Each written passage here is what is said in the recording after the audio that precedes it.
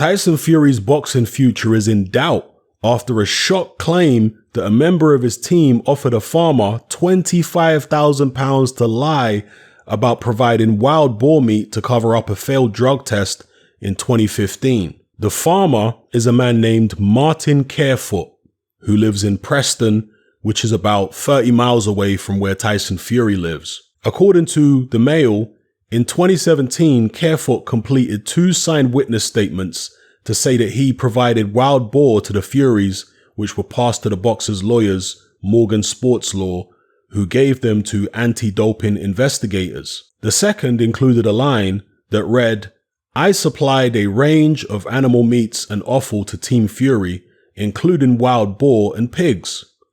Carefoot now claims that those statements, which are in the possession of the Mail on Sunday, were lies. He said, "I have never kept wild boar. I have never killed a wild boar."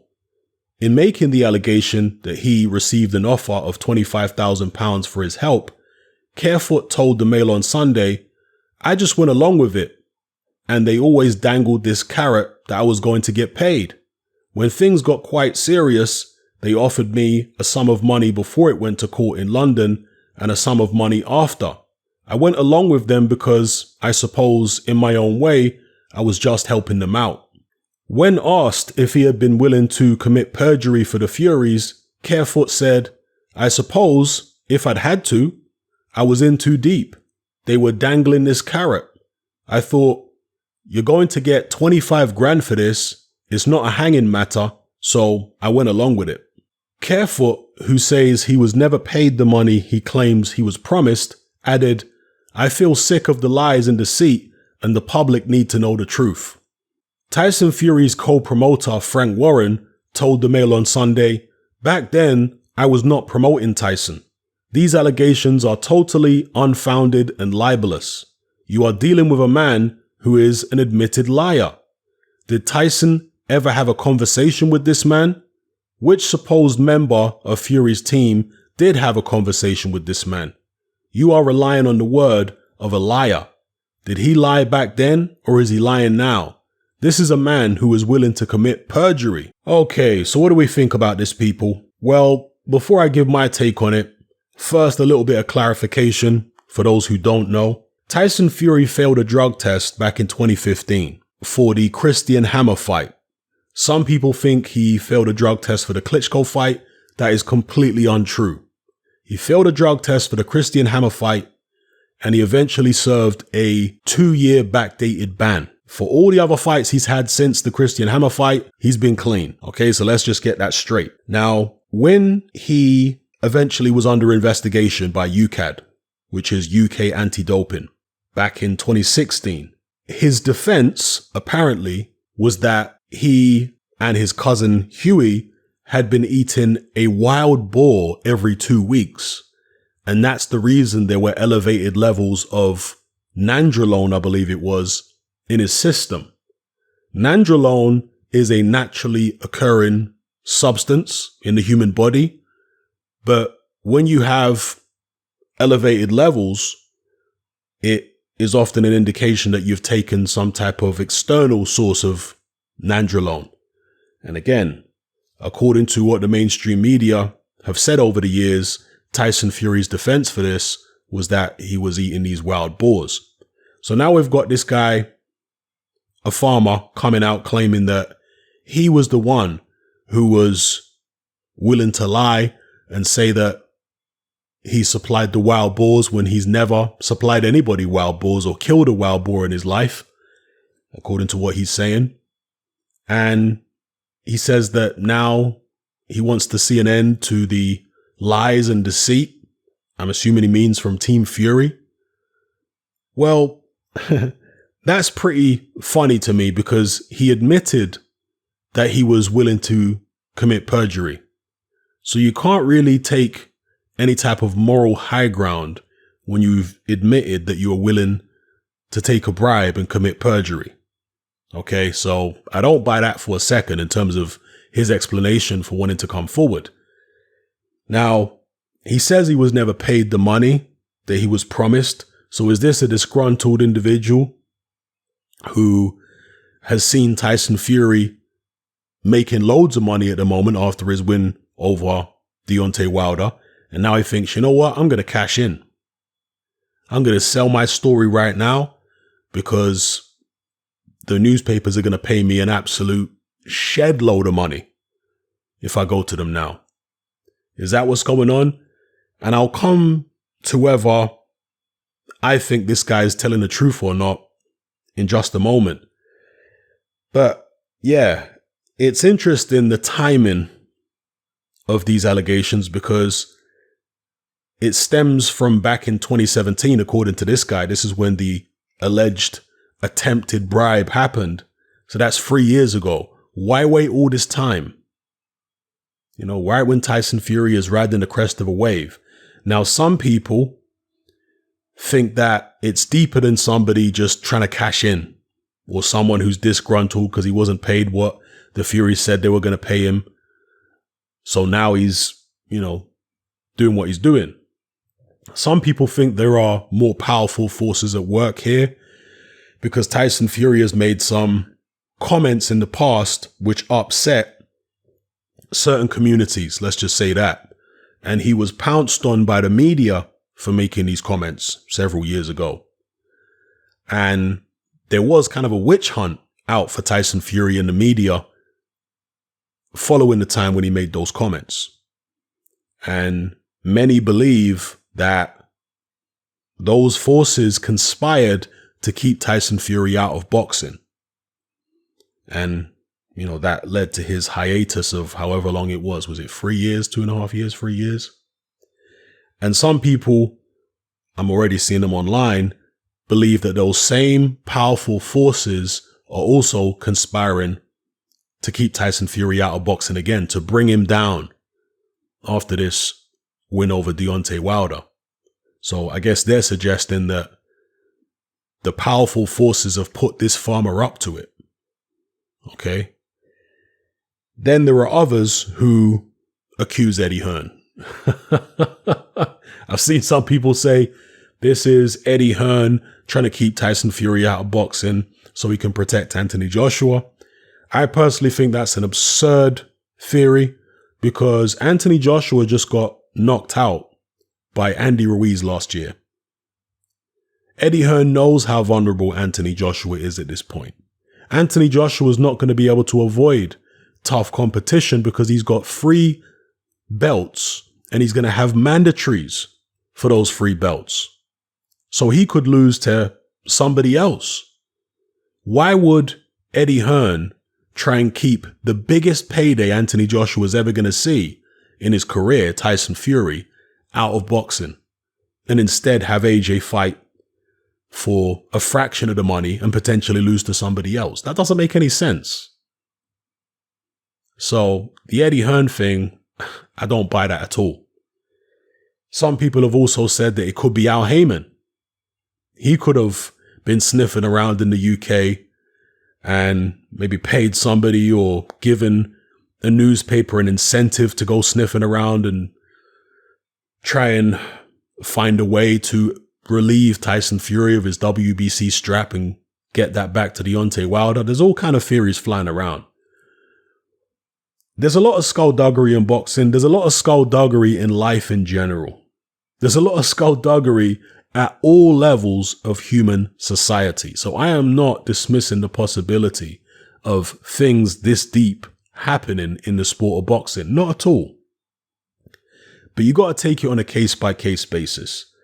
Is the timing of this suspicious? Absolutely it's suspicious. Because just like after he beat Klitschko, he was riding the crest of a wave and then bang, he gets hit with the UCAD thing. He gets hit with this witch hunt from the media. Same thing this time. Riding the crest of a wave following the Wilder win, bang. All these allegations start coming out about him in the papers. Now, some people are going to say, well, Tyson Fury is just not a nice guy. You know, he's not the person he portrays himself to be on camera and in interviews. He's actually a bit of a rascal. That's what some people are going to say. But my personal suspicion is that there are powerful forces within the media who do have it in for Tyson Fury, because this is not the first negative story that I've seen about Tyson Fury following his win over Deontay Wilder. This is just the latest in a line of several negative stories about Tyson Fury following that win. So certain sections of the media timed it to say something negative about this guy right after he beat Wilder.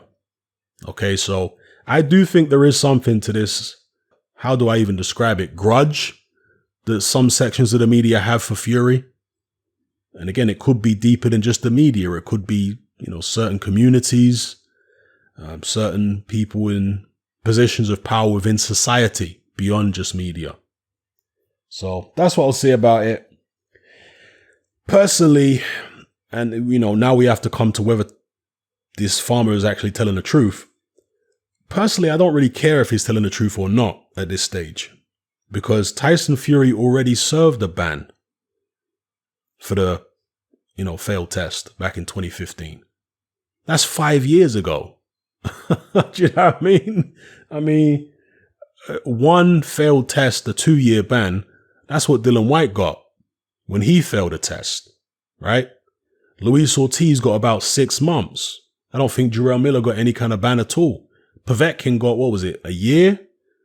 And he was only dropped from the WBC rankings, I think, for a year. But he was still fighting in Russia and doing his thing.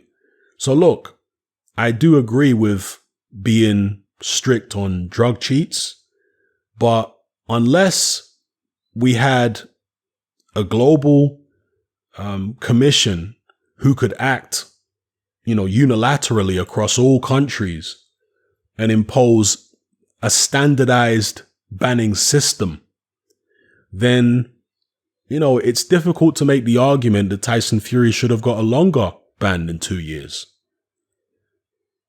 Particularly when other fighters have failed drug tests and have got much shorter bans. Do you understand?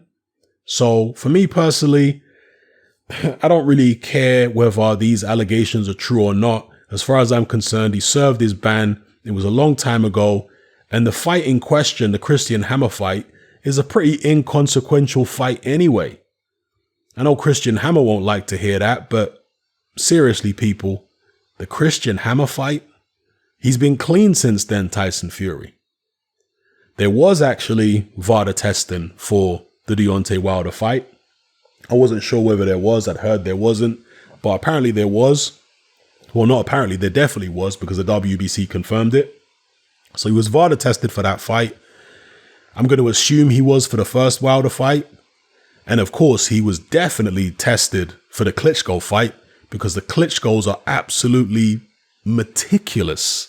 They are very thorough when it comes to checking out their opponents and making sure that they have all the advantages and the opponent has none.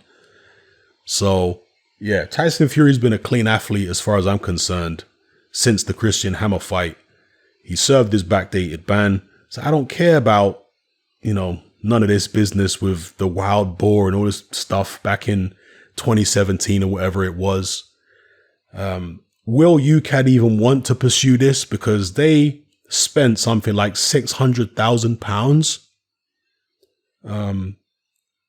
on, legal fees, having this battle with Tyson Fury, which lasted 2+ years, £600,000.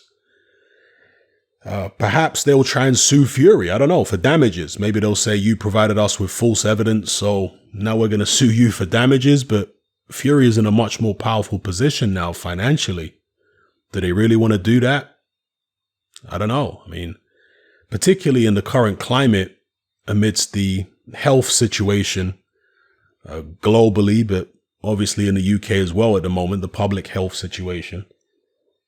Tyson Fury is sitting on, tens of millions?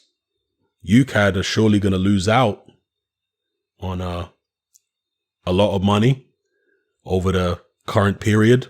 So do they really want to go court right now with Tyson Fury and try to sue him? I mean, maybe if they feel like they've got a strong enough case.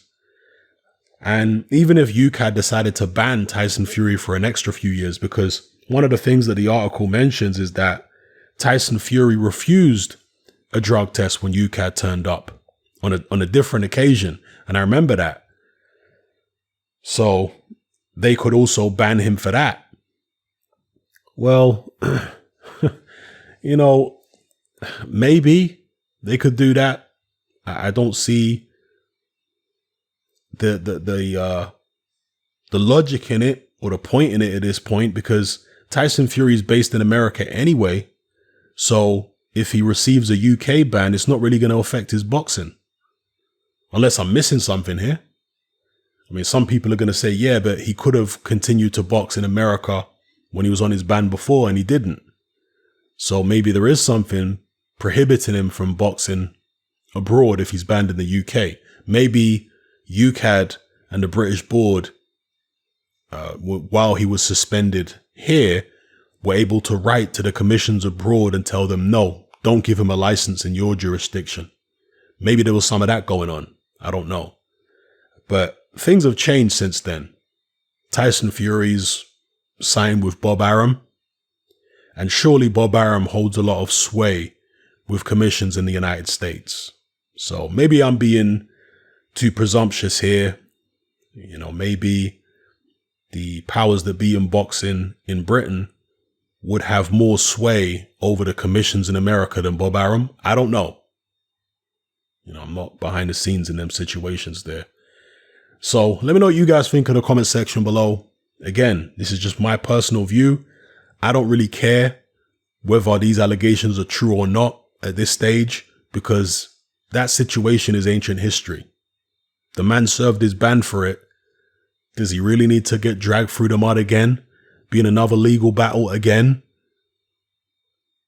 You know, get kept out of boxing again? I think it's unreasonable and a bit silly at this point. So let me know what you guys think, and let me know what you think is actually going to happen here. Will it all blow over, particularly with all the other stuff going on in the news at the moment? Or are these people, whoever they may be, whether it's just this farmer by himself, whether it's this particular newspaper, whether it's powerful forces in British society, in boxing, who are conspiring against Tyson Fury, are they just going to leave it at this, or are they going to stay on Fury's case over the next few months? You know, who knows? We'll see. So drop your comments in the comment section below. Let me know how you feel. It's Hatman, I'm out. Hatman merch is now available. We got t-shirts, vests, hoodies, and more. Just click the link below. Join me on Patreon. I upload a minimum of 2 podcasts every single week, covering a wide variety of controversial topics, as well as live stream Q&A sessions. Take a look on screen right now at some of the podcasts I've produced so far. For just $3 a month, the equivalent of about £2 a month, you get access to all my new podcasts and my entire back catalogue of past podcasts, including my popular Confessions of a Nightclub Bouncer series. You can listen on your computer or on your smartphone or tablet by downloading the Patreon app from the Google Play Store or the App Store for free. The Patreon app also allows you to download each podcast in MP3. For less than the price of a cup of coffee, you get access to dozens of hours of exclusive content. It's easy to sign up, there's no contract, and you can cancel at any time. So come and join our community of free and critical thinkers by signing up with me here on Patreon today.